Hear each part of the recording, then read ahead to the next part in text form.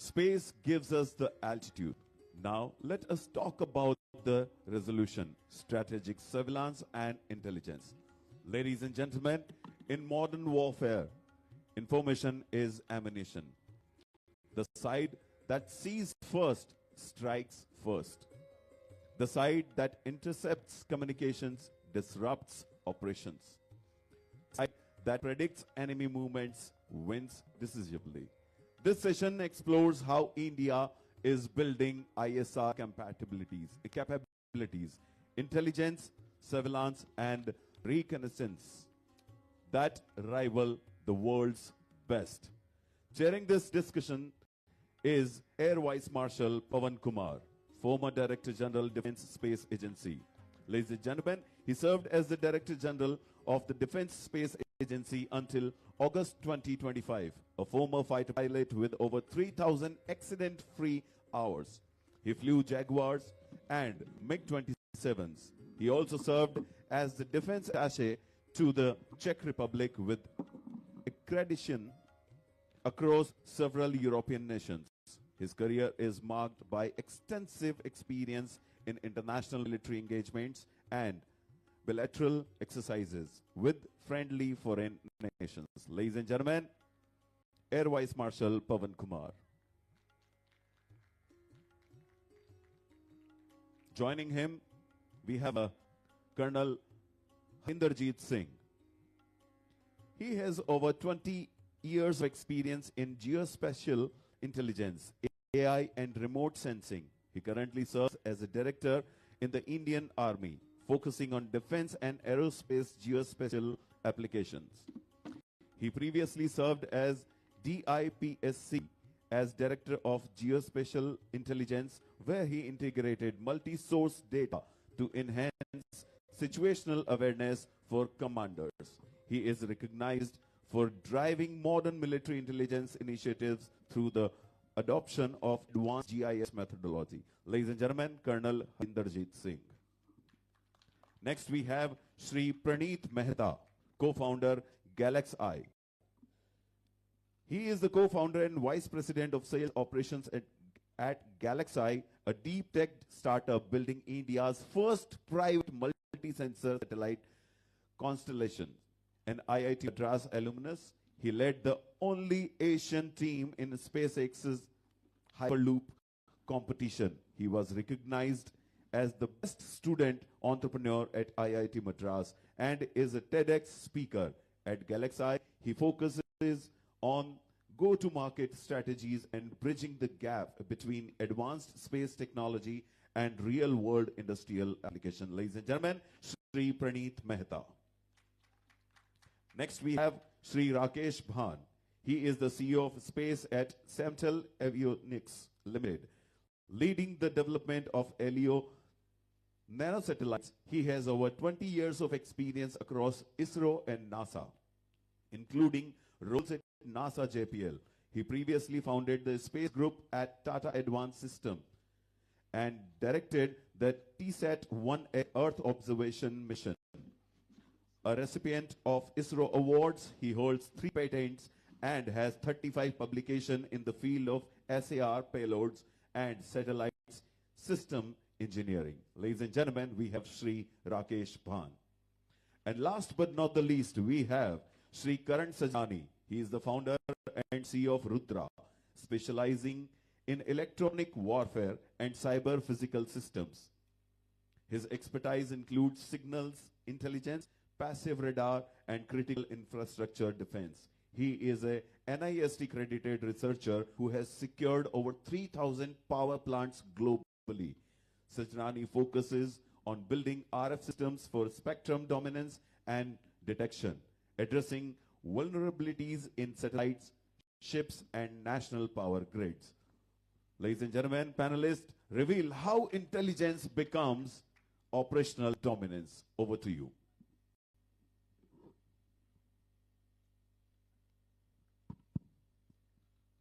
Good afternoon, everyone. And first of all, on behalf of my panel, I would like to thank the organizers for inviting us here for this topic, very pertinent topic, I would say, of strategic surveillance and intelligence, although it's a different issue, that thanks to General Butt, toward the end of his slides, couple of them was pointing exactly what we intend to cover. But notwithstanding, just to add what he said, strategic surveillance and intelligence is actually the key.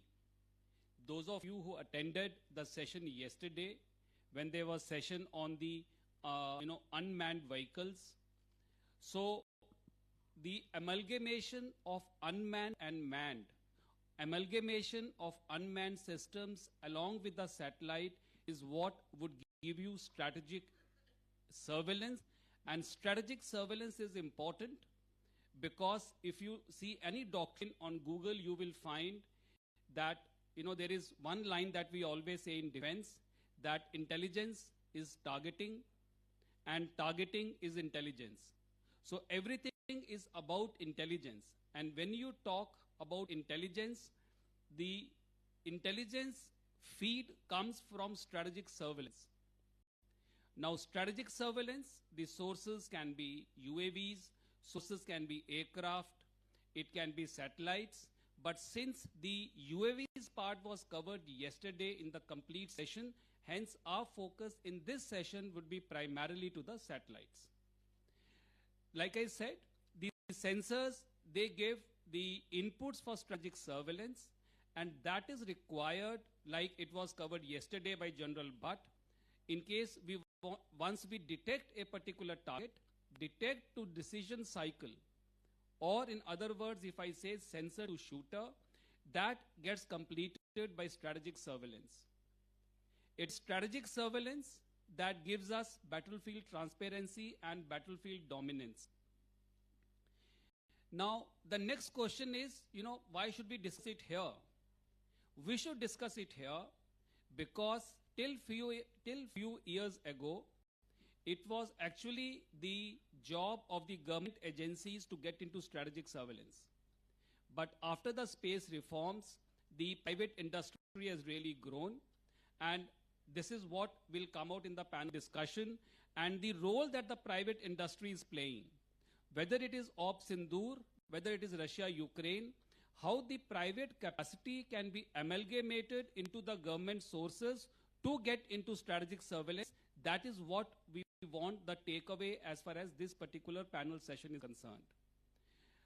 When you talk of strategic surveillance, it comprises of data collection, data acquisition, data integration, data analysis, and data communication. All this is highly vulnerable when we talk of cyber, because any cyber attack can paralyze the entire system, it can diminish the entire chain. So without wasting any time, because we don't have much time because we're already lagging behind. So what I will do is, luckily in this panel, we have a mix of government and private industry and the cyber. So I'll start firstly with the government. So Harinder, if you can, we can cover while seating to make it more interactive. If I can ask you to cover the present system of the strategic surveillance and in unclassified domain, and the recommendations from your side. Okay.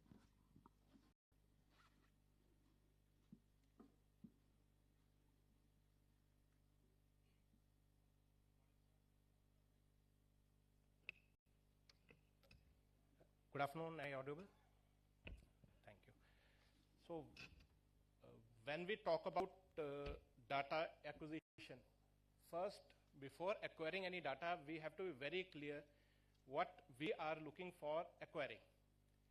If it is just for target detection, then it's a different ball game. Otherwise, the weather part plays a very important part. 6 to 8 months in a year, the weather is bad in Indian conditions and neighboring countries because of the rains, water particles in the air, dew. So one has to be very clear what he is looking for. That converts it into the what type of sensor we are going to use, whether it's EO sensor, SAR sensor, hyperspectral, though it's at a net stage still, that also plays an important part. And nowadays, after Op Sindhur, a lot of emphasis is going into the use of UAV imagery and drones. So one has to be very clear what he is looking for. So once that part is clear, what you're looking for, and the selection of sensor you have done, then what comes is how you are going to acquire. As of now, the EO satellites, we have got a resolution of about, say, 0.6 meters to 0.8 meters. Here we lay a lot of emphasis on the spatial resolution. Everyone has been speaking about the spatial resolution. Spatial resolution, as everyone is aware, it is the ability to distinguish between two particles, two objects, and to see them differently. Lot of emphasis is on the spatial resolution. No one talks about the radiometric resolution of it. So you may have Indian satellites, Kato series, better in spatial resolution, but the Israeli satellites, being poorer in spatial resolution, will give you a better result. This I am talking as an image analyst because of the better spatial resolution. So one has to be very clear that it has to be a combination of spatial resolution plus radiometric resolution, and weather plays an important part that I've already mentioned. So once you are clear on what you're looking for, so one goes for the sensor selection. Once you have selected a sensor, then what you're looking for. If you are looking for infrastructure development, limitation of EO satellites is known to everyone. So if you are looking for just infrastructure development, one goes for SAR sensors. अगर आपने वही देखना है, how many bridges coming up, bridge cannot come up in say 1 month or 2 months. It is a progression where the piers come up. So if you have seen an image today and you want to re-image with EO sensors every day to see the progress, sorry, you are wasting your national resource on a thing which could have been used for some other better tactical object. So say once in 10 days, once in 15 days, once in a month also, if the bridge is under construction, that can be taken, and the selection of SAR gives you a better dividend. SAR will give you better dividend at night also. If your adversary is the northern or the eastern neighbor, and what he did in Penangso, 3 months flat he constructed a bridge over Penangso. For that you require night imaging. Night imaging you get only with the SAR sensor. So one has to be very clear what sort of sensor he is going to use. Here I will, since we are talking about a data collection, I emphasize that lot of emphasis is again going into spatial resolution. That private company of America gives you 25 centimeter resolution, 30 centimeter resolution. What we are in Indian context looking for is a wide area imaging, which gives you say 1 meter, 1.2 meter resolution, but gives you a wider swath. Wider swath can be 60 kilometer, 70 kilometer, 80 kilometer with a 1.2 meter resolution. That gives you better dividends. The better resolution of say 25 centimeter, 30 centimeter, 40 centimeters will give you better dividends once you are closer or you want the specific identification of a object or a equipment. Once you have collected the data, now it comes down to how you are going to interpret the data or analyze the data.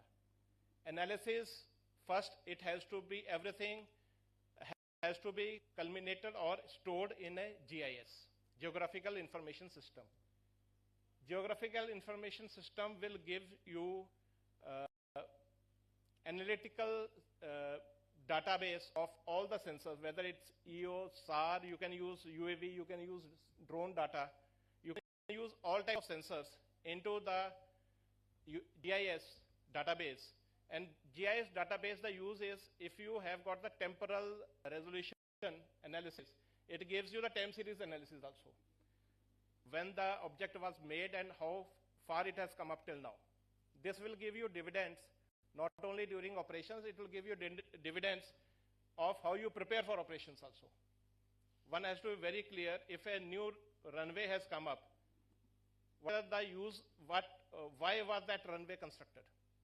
whether it was constructed just for takeoff or landing, or it has other resources also available where you can have the aircraft parked at night. So this temporal resolution or time series analysis gives you a lot of information which can be used during the crisis situation. Then comes the analysis part of it. Analysis will give you the temporal resolution, the persistent surveillance capabilities. Everyone today, once you have everyone spoken about the SBS-3 program which has gone up, inputs were taken from everyone, but now when we look for persistent surveillance, that is the word being used, persistent surveillance with 52 satellites is not going to come up. That is my personal take. Industry has to pitch in. The private industry has to pitch in and see if it's, say, morning hours, say from 8 o'clock in the morning, say about 6 o'clock in the evening, EO satellite will give you dividends. But what is there as part of the SBS-3 is again that 25 centimeter resolution and 30 centimeter resolution, everyone is pitching for that. So the swath of the image gets restricted. So again, you're having about say 25, 30, 40 kilometers. Persistent surveillance involves when a boy has started from home till such time he comes to school. You can take it, the operational part, but I'm just, as a layman, I'm telling, when a boy starts from home and he comes to school, a father or a mother looks for, बच्चा मेरा ठीक ठाक चला था, वहाँ पे पहुँच गया, and the teacher looks for how, when the boy started, and in what time frame he has reached the end objective. So that is known as the persistent surveillance. In today's scenario, persistent surveillance, if you don't have wide area imaging, you're not going to get dividends. If you want to say about 10 kilometer, 12 kilometer, 30 kilometer swath, just imagine how many satellites you look for. So again, it comes down to you can have or you must have 40 kilometer, 60 kilometer, 100 kilometer, 150 kilometer. If you want to go from LEO to MEO, please go for that. This I am requesting the civil industry to pitch in, because no one talks about the dividends today, but tomorrow, once you go for persistent surveillance, it is not the Indian industry, it is the foreign vendors also going to, foreign industries also looking for all these things. Persistent surveillance with 30 centimeter and resolution and 20 kilometer of swath or 10 kilometer of swath. The best in the series today, what you call Max or Vento today, gives you a swath of about 5 to 10 kilometers. How much money the government has, how much money the Indian Defence Forces have to ask for the data, and how much capability they have to give you the data is $1 million question. So one has to go for wide area imaging. Resolution may be 1.2 meters, cannot be 4 meters, because you are looking for enemy army targets, army equipment. Army equipment, if you are looking for 4 meter or 5 meter resolution, sorry, you are not going to get 90% of the equipment of the enemy defense forces. So once 1 to 1.5 meter resolution is good enough, one must go for say 100 kilometer, 150, 80 kilometer. So that is the need of the hour. Then comes the analysis. Most important part is the PSDA and the CEP. If you want to go for post-operational analysis or you want to go for temporal analysis, the most important is again the CEP. CEP you get by better resolution, and what I was talking the other day is how good is your base layer. If your base layer is 1 meter off, 1.5 meter off, 2 meters off, it is not going to pay you dividends. One has to be, anyone knows why we call this cartosat series of satellites? What is cartography? The main intention was to go for cartography so that you can get the best of the base layer. But because of inherent constraints and the economic power that we have, we had to convert that from cartography missions to imaging missions. So once all this thing has been done, you have got a good base layer. One can go for the dissemination part. As of today, we are disseminating through the normal channels of communication, whether it is from the data centers, it is through the medias are known through satellite links to ground links or through SFTPs, whatever the best is available, the data is being. Now, what comes is whether it is through the satellite link or through the SFTPs or the ground layers, two parts which are important is one is the speed of it and the protection of it. I think the protection will be taken up, but what is important is the speed. If you are going to image the target at say 11 o'clock in the morning and the guy sitting at say Leh gets that data at about 6 o'clock in the evening, there is no use of it. So it has to be transmitted in the fastest possible way with the best of the cyber security in place. Thank you. Thank you, Harinder, for bringing out the issues. I think three key takeaways from his talk. Firstly, is importance of SAR because of imaging 24/7 and through weather. Second is importance of AI, and in AI the importance of predictive analysis. And last takeaway is integration of capabilities of the government and the private industry so that it's a potent ecosystem.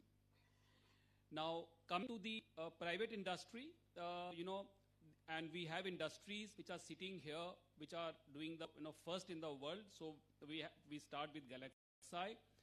Galaxy is launching its first optosar satellite, and first in the world as far as fusion is concerned, like this was covered this morning.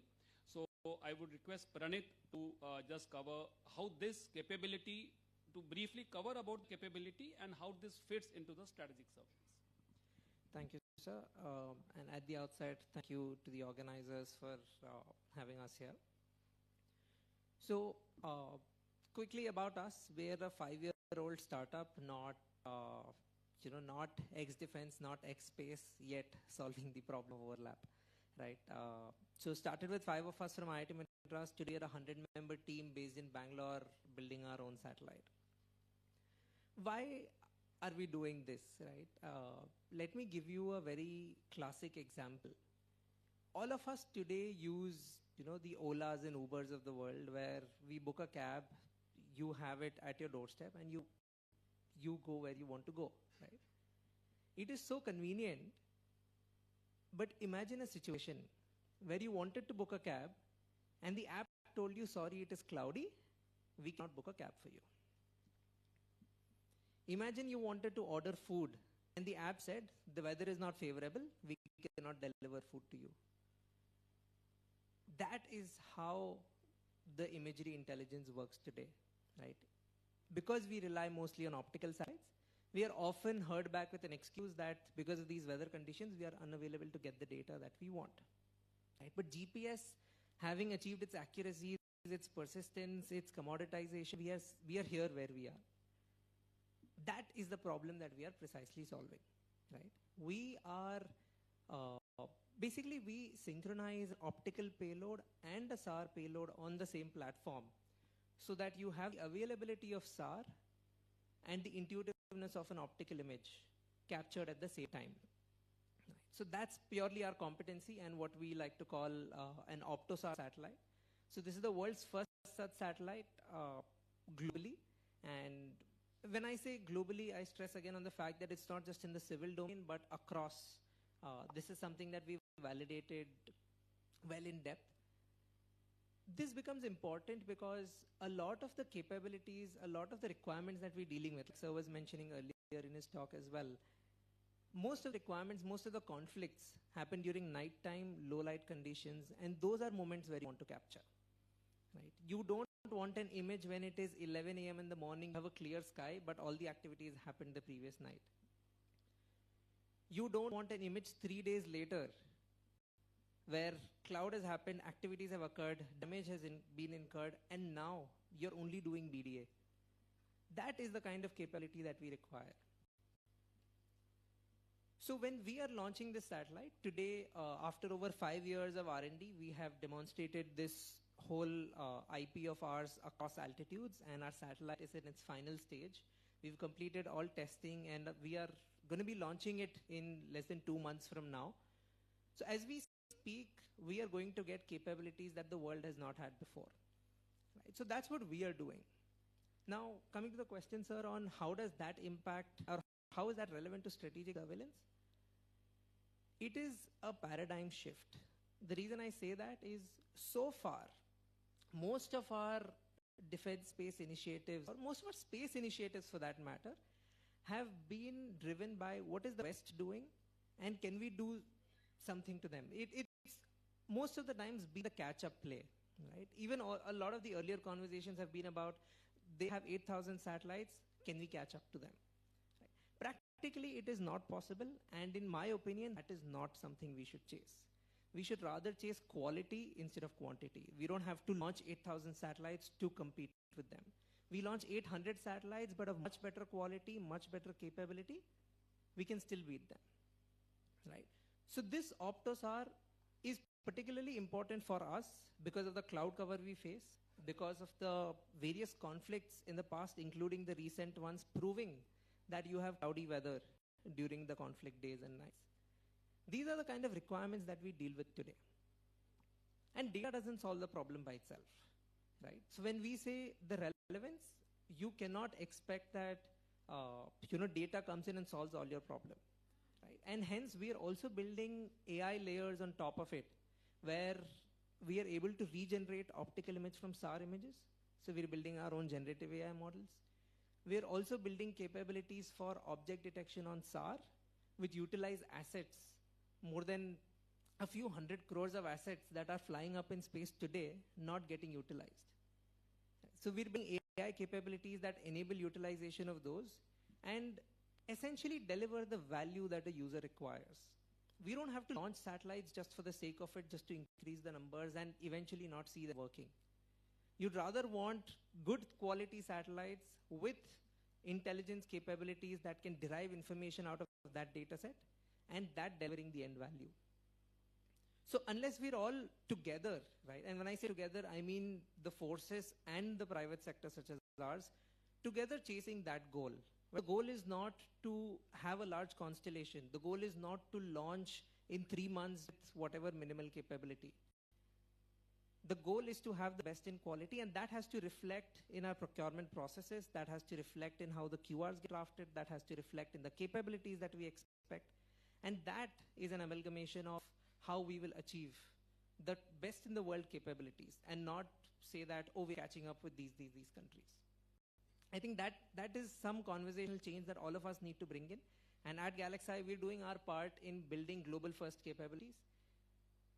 So essentially summing up this very brief conversation, right? You have optical, you have SAR, each of them have their pros and cons, and it's beyond time that we start building what we need first.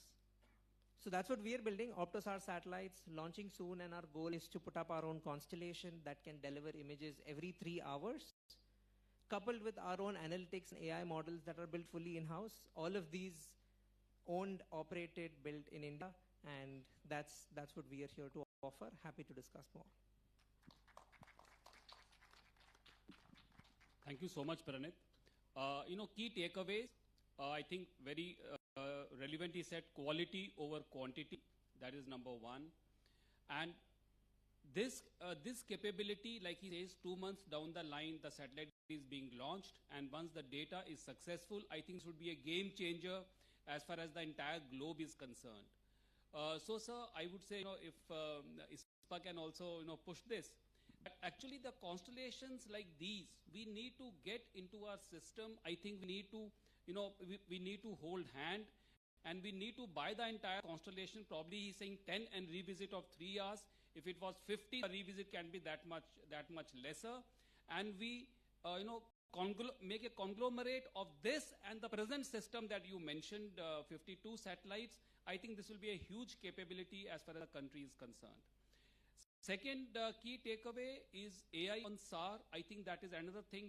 Right now, most of the companies in the entire globe are working on AI on EO, but if they are working on AI on SAR, and once again that model is successful, this will be a huge capability, as well as the third takeaway of converting SAR to near EO.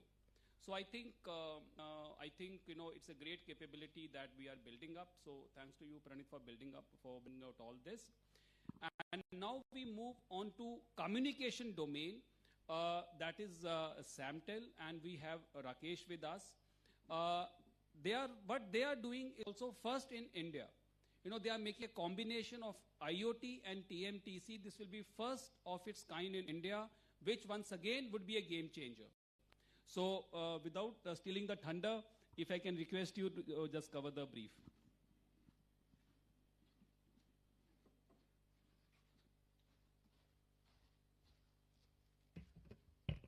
Thank you, Adrian sir, and good afternoon to everybody.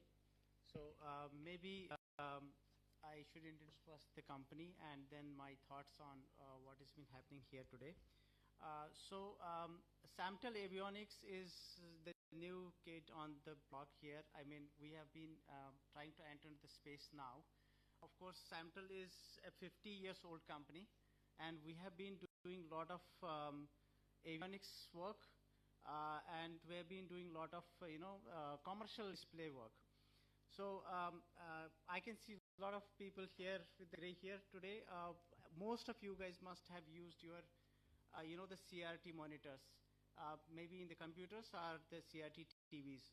There's an 85% chance that the display must have come from the SAMTEL Avionics. SAMTEL, back from 1975 to 2000, maybe up to 2008 or so, the market share of making those CRT monitors was almost 70 to 85% in India. So we were huge builders of that. And of course, the technology trend changed. It went to the flat panel displays, then to LCDs, then to LEDs, and the company had to change the plans accordingly. Now, we are making displays which are patented displays for all the aircrafts, head-on displays, with its electronics on the back end. It's ruggedized electronics. It is, of course, only company who provides it right now, so it's a patented one. So there is, if we see LCA coming up, if we see all the SCOA and all the aircrafts being upgraded, there is again an 85% chance that the display system will come from the avionics. And avionics display company has been working with a lot of players in Indian context now. Now coming down to the, the recent advancements, because SAMTEL is an R&D company, and there is, of course, return on investment is huge in the R&D. I mean, if you see about EBITDA or something, in commercial terms, it goes beyond 80% when you're an R&D company, R&D product, because you monopolize the product. So that's what SAMTEL's core DNA is. So we are now entering into two different domains. One is UAV, another is the space. As ABM sir said, space is something we're trying to enter into a unique domain. So let me give a context here. I come from a rich background of working with Indian Space Research Organization for 22 years. I worked with NASA JPL for the very prestigious mission called NISR. I was project director for 8 years. I'm basically a SAR person, what Pranit was talking about. I'm a core person from SAR by heart. I build SARs in C-band, L-band, X-band, S-band, dual frequency, UAVs. After that, coming to the industry, this is a different prospect. We see numbers, we see commercial, viability of the projects. This is where actually there is a gap. Today, when I was listening to a lot of speakers before me, nobody talks about the numbers. How do we, survive? How the commercial industry survives? It's actually persistence of survival for us rather than persistence of the, the image. So we will have to see the dual use of the technology. Everybody says that private sector has to pitch in, but private sector will pitch in at a cost which has to be compensated. So let me come back here. When I was working for RISAT-1, India's first radar imaging satellite that was state of art, which came into, to ISRO after, we got a funding after 1999 Kargil war. That was the trigger point for building that technology in India. Now, I worked for that for 12 years, just to give you a context what we are trying to do now in SAMTL. So I worked for 12 years and then we launched it in 2012. And I was working for NSR after that, and I was sitting doing some systems job, and I was crushed into the work. And I got a call in after 4.5 years, around 2016 mid. I got a call from NASA headquarters in the morning around 11, and that was quite late in the US. And they said, "What is happening with RISAT-1? It had disintegrated." And nobody in ISRO knew about it. Of course, their capabilities to see to the space, what is happening in the space, was much more than ours. And we tried to intervene what has happened to our satellite. And after a week, we got a report that satellite got disintegrated over a different continent where it was not in contact that point of time. We were not supposed to have the contact of the satellite when it was out of our range. So we were monitoring the satellite from India and the adjoining countries, and that happened way over the China.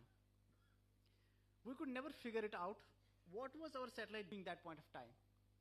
Now coming back, fast forward, what we are trying to do now is trying to see that our satellites are under our control and communication is 24/7.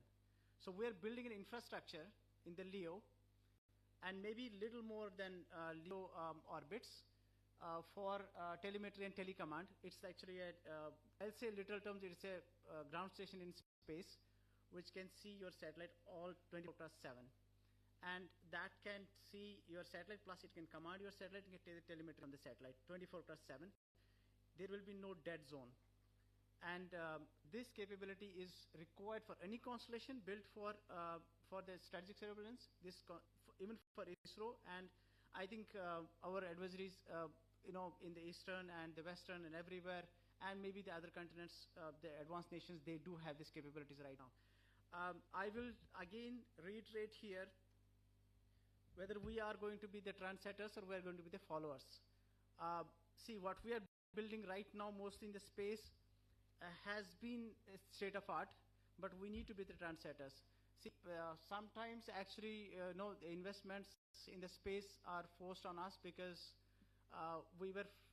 recently we were fighting actually in, the western border, and the northern borders actually gave them the capabilities. So we can't just see that one enemy who doesn't have the capability as of ours, but the other enemy will actually pitch in and provide those capabilities to the, and they will jointly, fight us. So we can't be just waiting and following the trend.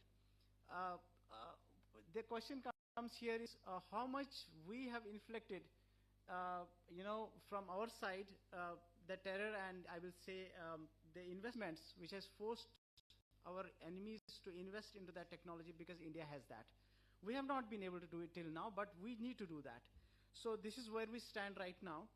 And I remember that 20 years back, we had a satellite which was called TES, which was made by Dr. Kiran Kumar Padmashri. He was that time, he was my reporting boss for some time. We were comparing those images with Iconos satellite. Or, I will say we had chosen our competitor as NASA. Now coming back again, fast forward to this point, who we are comparing today. I will say choose your enemies wisely, whom you are comparing with, who you are competing with. So we are no longer talking about America, we are talking about China. So I think we lost somewhere in between. So we need to, I'll say pace it up. We need to see where we stand and what is going to be the near future. Private industry doesn't work with just an emotional value of it. Private industry works with the sustainability of any project.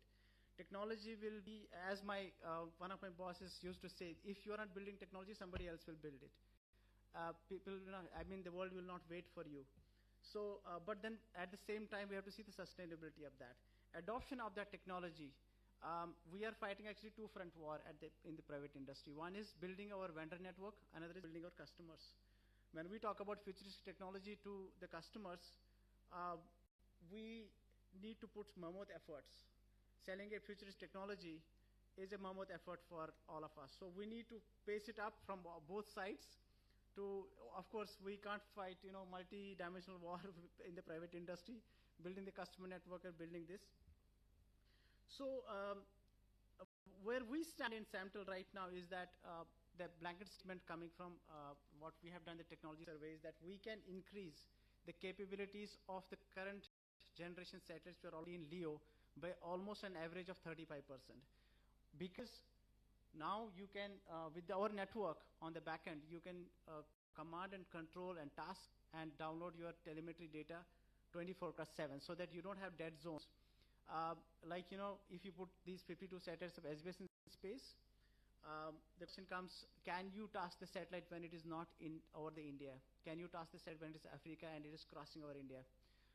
That's what we are trying to build, and we are trying to hit the market right just in time with what SBS satellite time frame is.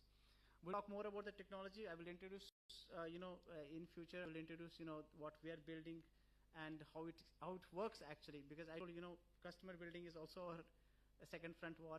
So we will tell all the LEO operators how we are going to help them out and how we are going to, increase the capabilities and keep an eye on where the satellite is, what it is doing right now. And one last thing is that the futuristic technology will only come in small sizes. It will not be, we will not be able to scale it at a pace unless and until we have a customer in hand. So, and there is always a gestation time that it will take 2 to 3 years or something like that. But then the policy makers have to pitch in here and hold our hands in an anticipation that we are going to succeed.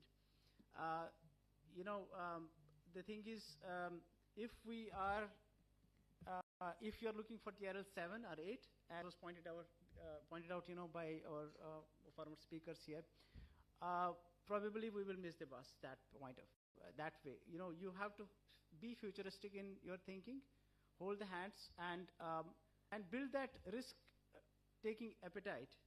Even if somebody doesn't succeed, but then the technology takeaways will be still relevant. So with this, I will leave the dice for the other speakers here. So SAMTL is at the forefront of building this technology, and we are building multiple technologies on the same platform. We are also trying for IoT, and that has again a dual use. It's for the civilian and it's for the defense. Monitoring all the assets, ground-based assets where the connectivity is not there, far-off areas, and we'll be also trying to infuse a short messaging service on that, so that our scattered assets, land mobility, whether it is in air or it is in the in the far-flung areas in the north or in the sea, those areas you can transmit the message and you can actually pinpoint with of course, integration of Navic on that. You can pinpoint your assets where they are right now, and whether it is active or it is passive. So with this, I will leave the dice for the other speakers. Thank you.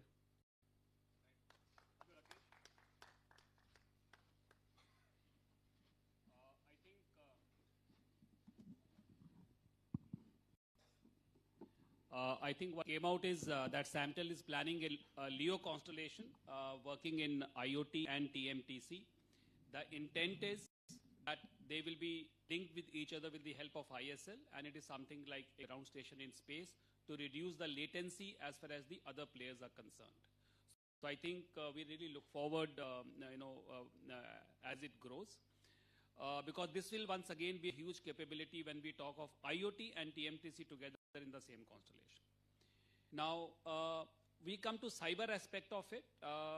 Space, ground, user link segment, they all can be impacted by cyber. Any cyber attack can paralyze the entire system. It can diminish the entire chain. So, Karan, if you can just throw a, cover brief briefly as to the impact that it would have, especially on the strategic surveillance. That is the theme of the panel discussion.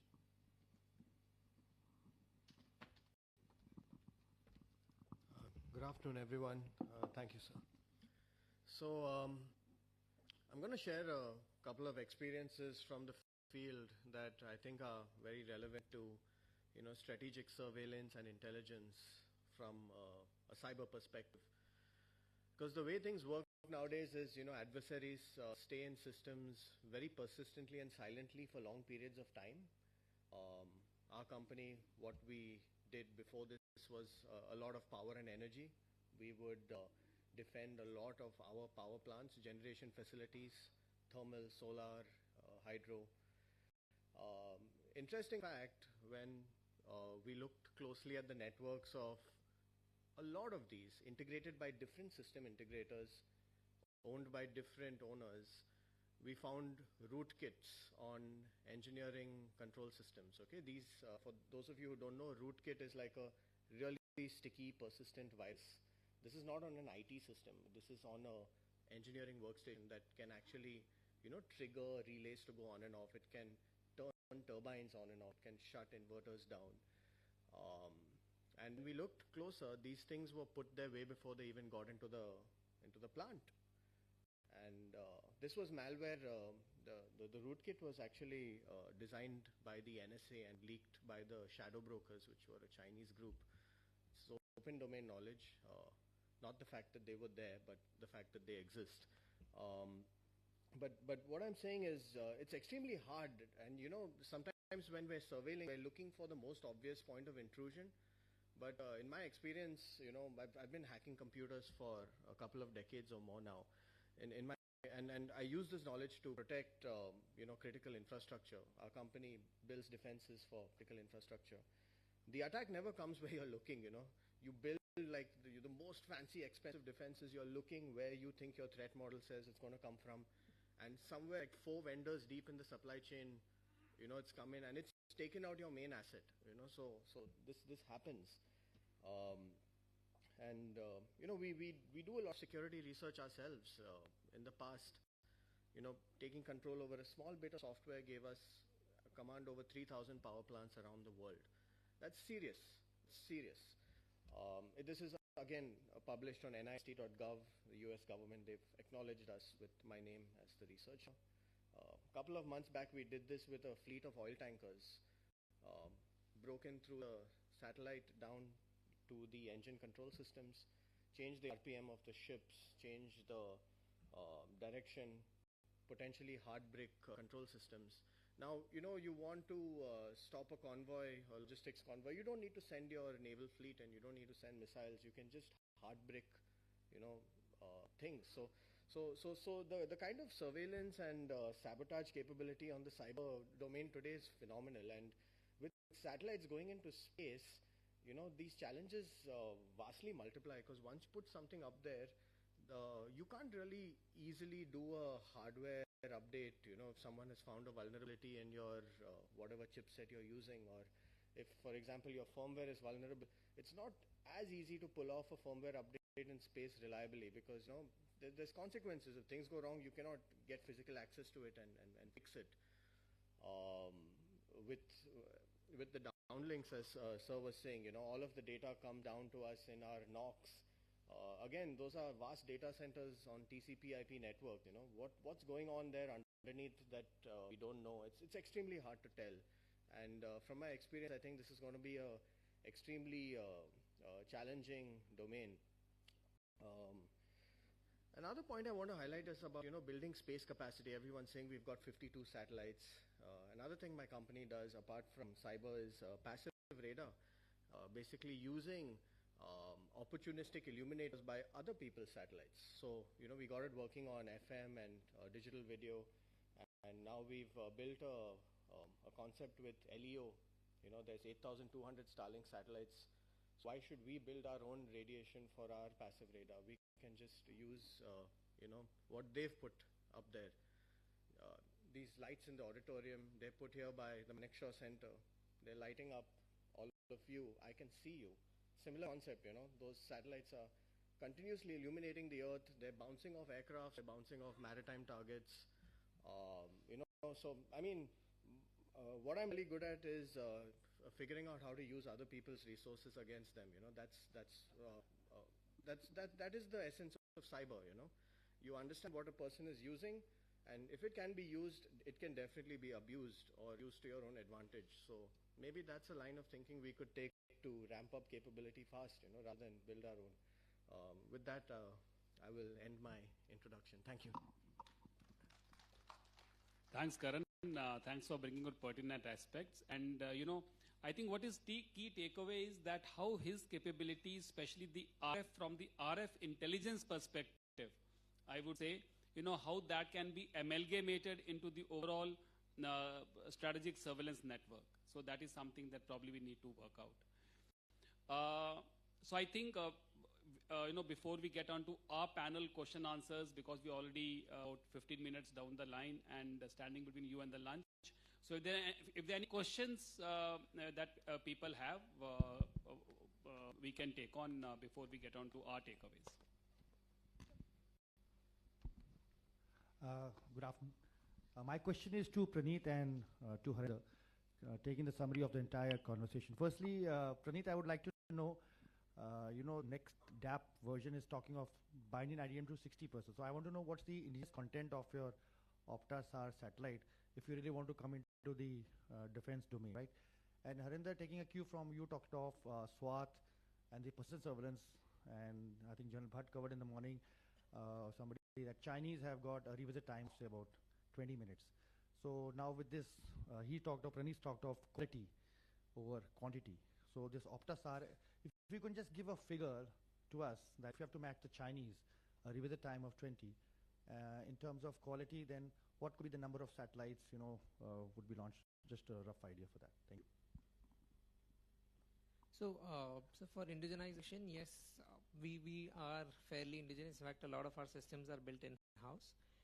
We're in fact pushing boundaries really hard. Our second satellite, we're targeting upwards of 90%. So it's largely a supply chain problem. And so we are also trying to work closely with our vendors so that systems that have never been manufactured in the country start getting manufactured. So yeah, that's certainly on our roadmap.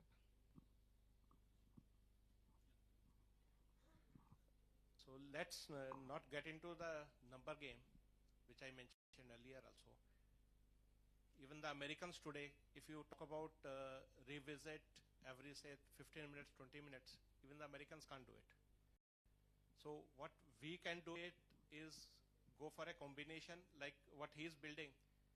What he's not able to tell, Puneet, I've been telling him since ages. We have done a lot of work together. It is, he has got the EO and SAR in the same payload. That is important. There are enough of EOs and SAR combination, fusion, all those things. But what he is getting is the SAR and the EO in the same payload. So what we should go for is, the revisit time is, of course it is very important, but Indian context, if we can have wider area imaging, so that reduces your actually the revisit time.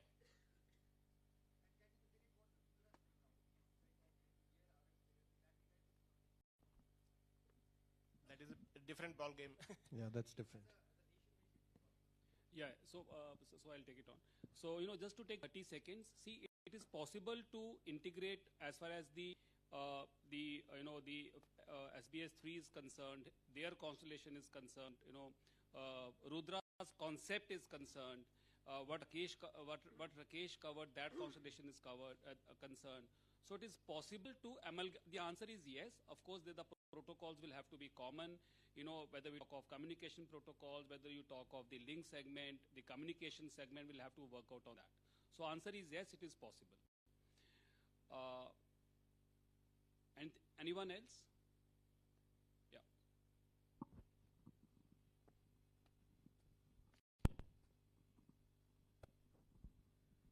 I have 3 questions in general. So is it, first one is Indian defense ecosystem moving towards the unified sensor to shooter architecture, and what standards are adopted for the interoperability? The second is, what role can private startups can realistic play to build the ISR system, rather than being only developing the analytical layers? And the last question is, like in the next 5 years, like apart from the Optosar satellite, like what, like according to you, it's a question to whole panelists, like what single technological breakthrough will be the most radically change how India conducts its surveillance and intelligence operations? So if you can give a light on that. So I'll sum it up towards the end. Pranit, if you can cover the second part about the Optosar. So how private sector comes in is build new capabilities like Optosar, right? And I'll put ourselves as a case in point to say that we are not trying to compete with what ISRO has done for decades or what is already being there in the world, right? At least in our opinion, as the private sector, we need to push boundaries in a very new dimension. We can't say somebody did X and I will do X plus 1, right? And that's what we're solving with Optosar. So that's one classic example of how you should be thinking about it. Yeah, I think if all your three questions are to be answered in couple of sentences, private industry can play a very big role as far as the overall strategic surveillance is concerned. Okay. Now, the next question which comes up is what should we do? That is the next question which comes up, and which is a very valid question. I think it can be summed up in one sentence: anything that can shorten sensor to shooter loop. Okay, anything that can shorten sensor to shooter loop, if you build a technology which fits in that, is a good enough technology. But like the previous panel said, please keep in mind that work on the future technology. Do not work on the technology of the present. Work on the technology that will be required 5 to 8 years down the line, because the space gestation periods or idea to orbit is a very long time. So that is another suggestion, that idea to orbit time has to be reduced. The capability has to be futuristic. It has to fit in the overall operational matrix. Operations drive technology. Technology do not drive operations. So it has to fit in the operational matrix. Till the time it is fitting into this matrix, that technology is good enough. For example, if you ask me now, what should I do? I would say go for neuromorphic sensors. Because that gives you range detection. I would say when it comes to AI, instead of data analysis, go to pattern and predictive analysis. You can work on a technology which integrates UAV, a swarm of UAVs imaging with that of satellite, because the predictive analysis is coming in between. So till that time you understand the operational matrix, sensor to shooter loop, to shorten it, that is a fit enough technology. Got it. Anyone else? Okay, thank you so much. So I think the key takeaways as far as the panel discussion is concerned for the strategic surveillance, if I have to sum it up in 30 seconds. First is, I would say that there are gaps. We need to fill the gaps. There is no doubt about it. Gaps can only be filled if the private and the government both come together. Now, we have to work on the futuristic technologies, emerging technologies. Only then we can make a name as far as India is concerned. Like we say, made in India for the world. The way, let's say Galaxy is working multi-sensor, or, we have Sandak coming here for having a NavCom satellite, a combination of navigation and communication. Samtel working, let's say, on IoT and this thing, and the capabilities that Rudra is bringing up. So we have, till the time we can build up on these emerging technologies made in India for the world, I think that is the way forward. Thank you so much. What a wonderful session, ladies and gentlemen. Please put your hands together for these gentlemen. And now I request Air Vice Marshal Kumar to please felicitate all the panels.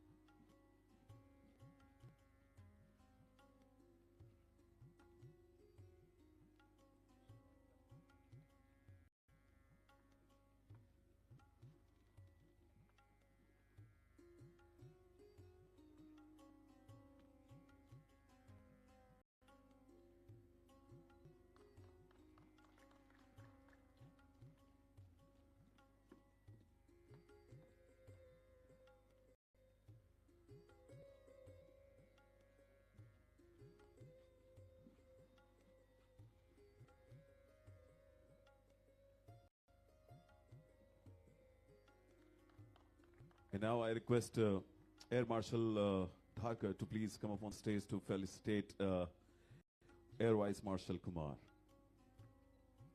Ladies and gentlemen, seeing the invisible, knowing the unknowable, that is the edge India is building.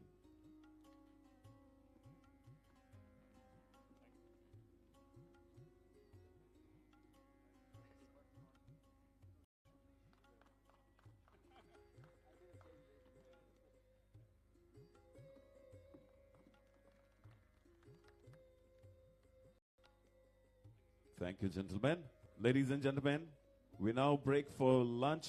The dining hall is open. The exhibition continues. We reconvene at 2 p.m. for sessions on defense exports, trade policy, and the event we have all been waiting for. The Next Gen Defense Startup Showcase. Bon appetit, and let's meet soon.